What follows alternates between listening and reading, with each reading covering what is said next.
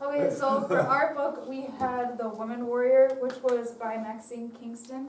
And so for the summary of the story, it focuses on 5 different women, I guess you can say, that were in Maxine Kingston's life. So then it focuses on Kingston herself, her deceased aunt, her mom, her current aunt that is still living, and also a character in Chinese folk stories called Fa Mulan. So then in the first chapter called No Man, Women, we learn about Kingston's deceased aunt, who the scroll has been It washes off. So in the first story, it talks about Kingston's deceased aunt, who she got pregnant before she was married to her husband, so then she was shamed away from her family, and then it talks about how people in the Chinese village came and raided their home and then destroyed everything that they had, and then the next morning they found her aunt had killed herself in the well. So then that shows you more about how the Chinese thought about during that time period about those types of things of getting pregnant. The second chapter, we learn more about Kingston's mom when she goes off to college, and how when she leaves China to go to a college in America, and just the different sides of stories and how she struggled to go from Chinese traditions to American, and how that kind of shifted.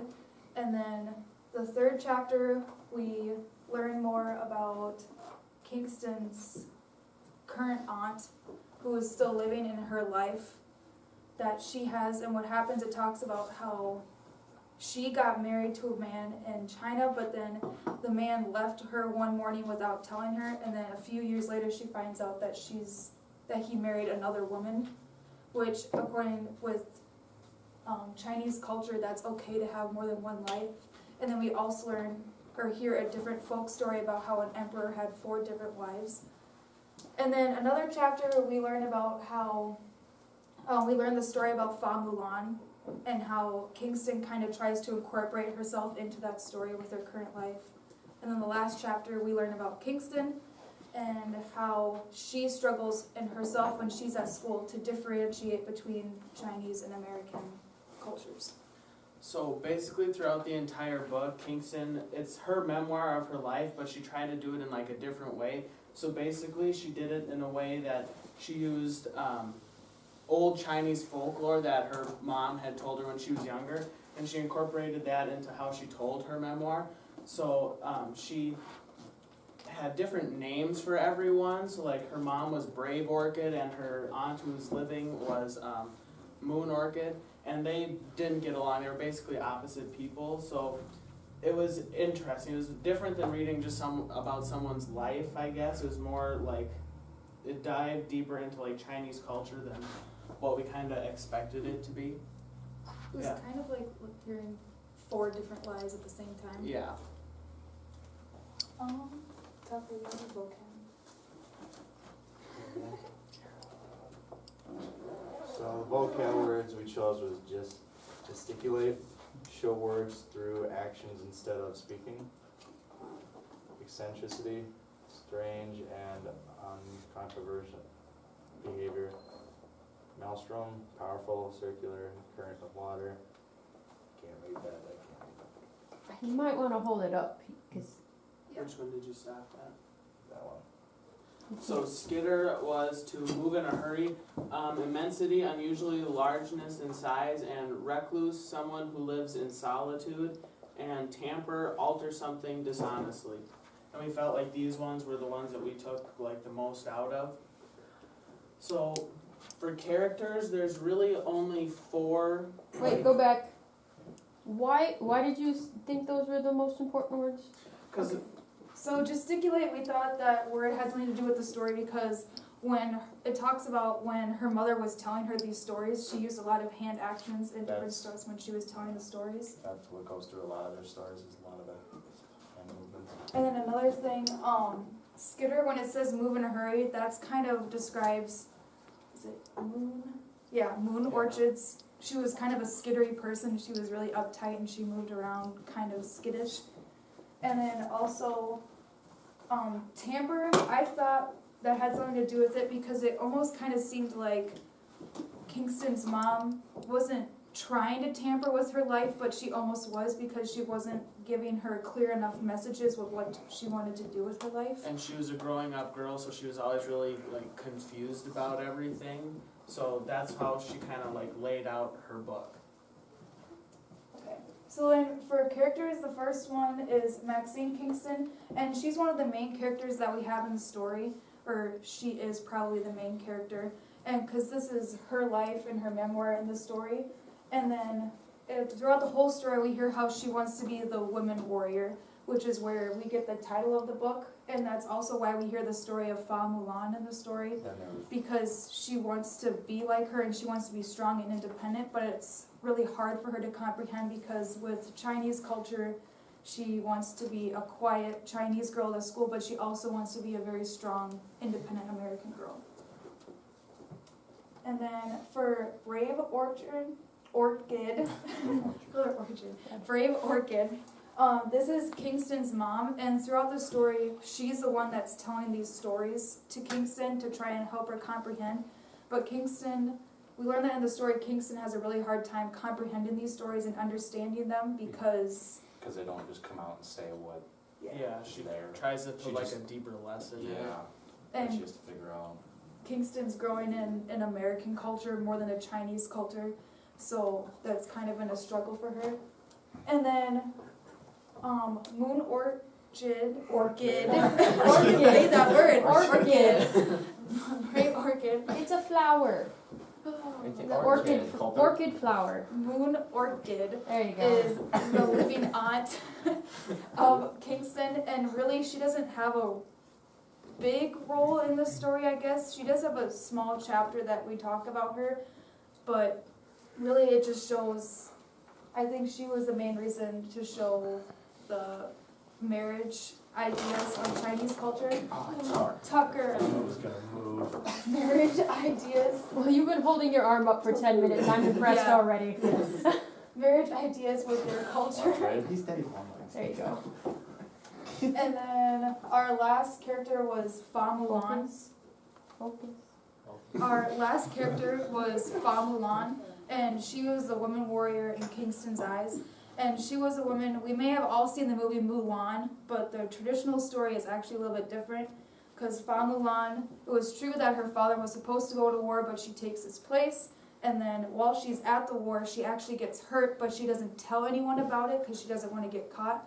So then she heals it by herself, and she actually moves her way up to being a general of an army. And then there, she actually, one night a man comes into her tent without her knowing, and then they actually fall in love and becomes her husband. And then they have a kid, actually. She was already married to him. Yeah, It wasn't no, her she wasn't husband. already married. It was her husband, Yeah. because he came back and Ooh. found her. Literary debate. Literary debate. No, Tucker's right. He came back and found her. Tucker's right. Came back and found her in the war. She wanted And then while they were at war, she became pregnant, so then she had to like make her armor bigger and then she had to give birth silently in her tent so no one heard her. And then her baby and the husband went back to the Fa Mulan's family, lived there, and she returned a couple years later. And then acted like nothing happened, I after guess. fighting the war, yeah. So There was another character in the story, I can't think of like what it was, but it was another scenario like where she was used as a warrior, like in wars and all that. And it was kinda cool too. The other character, I don't know. another character that we didn't mention was the no-named woman, which was Maxine's dad's sister. And so she grew up in China, but she got impregnated by someone and they weren't married, so the village really looked down upon that. And she ended up giving birth, and the village found out, and the village was like outraged, and they came to their house and destroyed it. They broke all their fine china and like all their food they stole and just smashed. They killed all their livestock. So that was in the first chapter. So right away it like really threw you into Chinese culture and like what the old people like believed, and it's just kind of different from like nowadays, so there's a lot of stuff about that. So then for reviews, our first review that we had was from Barbara Schultz, and she's a professional book critic. There you go, she's a professional book critic. And she said, "The Women Warrior, Memoir of Girlhood Among Ghosts offers a fascinating opportunity to discuss the Chinese American experiences, as well as gender roles, families, and writing in general." And so here she talks about how, and she was right, it offers kind of a different perspective. When I first started reading the book, I didn't think that I would get this many different perspectives with things, and we learn a lot about Chinese culture when it comes to gender, family roles, and what it really means to be a woman compared to Chinese cultures and American culture, which was kind of cool for me. And then the second review was from Kirkus Review, which is also a professional book critic site. And it says, "The several strands inseparable here create a spirit presence you won't soon forget." So then, I don't know, I'm going to have a hard time forgetting some of the stuff about this book, because it was kind of interesting and confusing at the same time. Yeah. But it also offers a different perspective than what we're used to just thinking. And I think reading this book, you really see a different perspective on things. And what were your big ideas that each one of you had? Okay. Mine was like the Chinese folk tales and how much it like plays into their lives, kinda. Like you, with Kingston, she based it on like she wanted to be like this woman warrior kind of thing. Like she had this idea or mentality she wanted to follow, and it was just kind of cool reading about that, I guess, because she would read about them and try to maybe put it into her life or base it on her life a little bit. So, the folk tales, if we rename that tradition, so is she trying to integrate that tradition into her life, or is she trying to distance herself from it? I think she kind of wanted to bring. She wanted Bring it to in do a little both. I feel like the wanted- stories that she was told were kind of forced on her and as a childhood, and she was trying to learn it, but then at the same time it's part of her childhood and what she learned, so she was trying to incorporate it into her life. And I don't necessarily think she was trying to push it away, but she was trying to learn maybe something else. Americanize it. Yeah, in a different way, because she didn't quite understand them most of the time too. Maybe Americanize it a little bit. So then for mine, I had like the style of writing she used in her book, and it's really different from most like books you'd read about memoirs of people, because they just kind of like tell it how it is.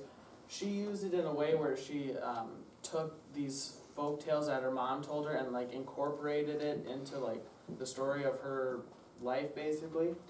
And as you read it, kind of gets confusing now and then in a little places, but then you realize that that's how her mom told it to her. It was kind of confusing to her, so then it makes you think like, oh, she's trying to make it just how it was for her when she was growing up.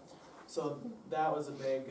Did that frustrate you when you were first figuring it out? It frustrated us like right away because we didn't know until like close to the last chapters when she finally like yelled at her mom like, why can't you just like tell me these things instead of like making me solve a riddle about this? So yeah, then we kind of like caught on to like, oh, that's how she wanted it to basically play or read in the book. Right, and then my big idea was how we see different Chinese traditions and how their society is in the book.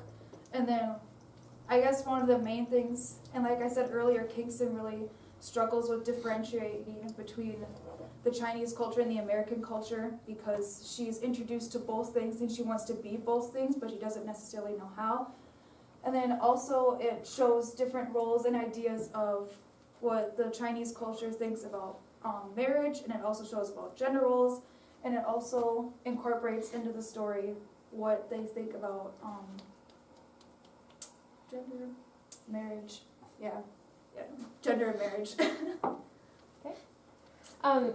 So here you have a scroll. Can you tell the class more about that? Because isn't this your creative component Yes. kind of embedded within it? Yeah, we chose this creative component because we couldn't really like reenact anything in our book because I don't know, we can't ride horses and throw knives at each other. So we chose to go with something like traditional, so like an old Chinese scroll basically.